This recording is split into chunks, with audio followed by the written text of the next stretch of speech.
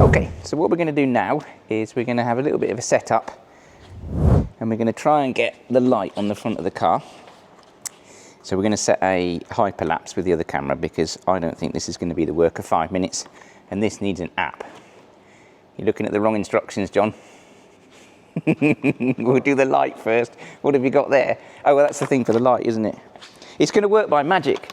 See, this thing magically speaks to that. It does. It's got an app and everything. Let's see. Let's see. Look. It says cable kit suitable for the whatever it is we bought, that and that. So that you plug into the OBD port. Right. And then this we plug into here. We connect this to the battery.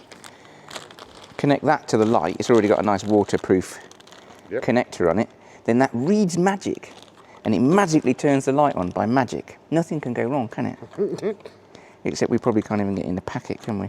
How do you open this? With a knife. No. Ooh. But this looks really, if that works, I'll eat my hat. That's why I'll put it on time lapse.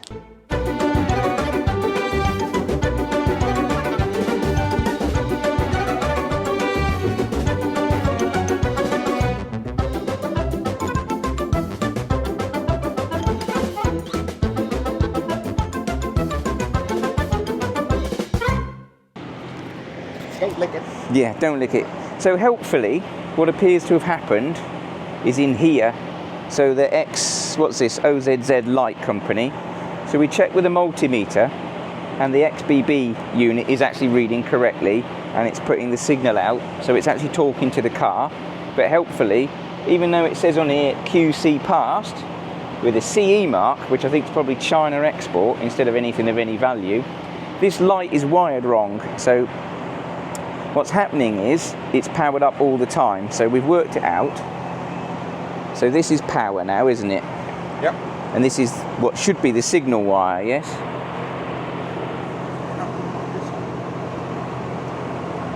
So when we connect like this, it does a power up cycle.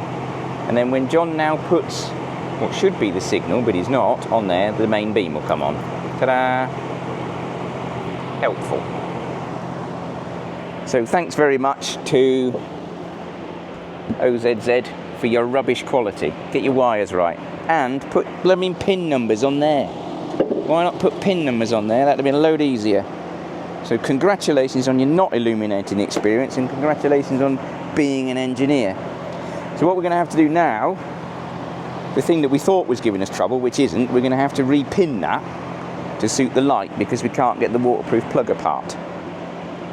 Marvellous.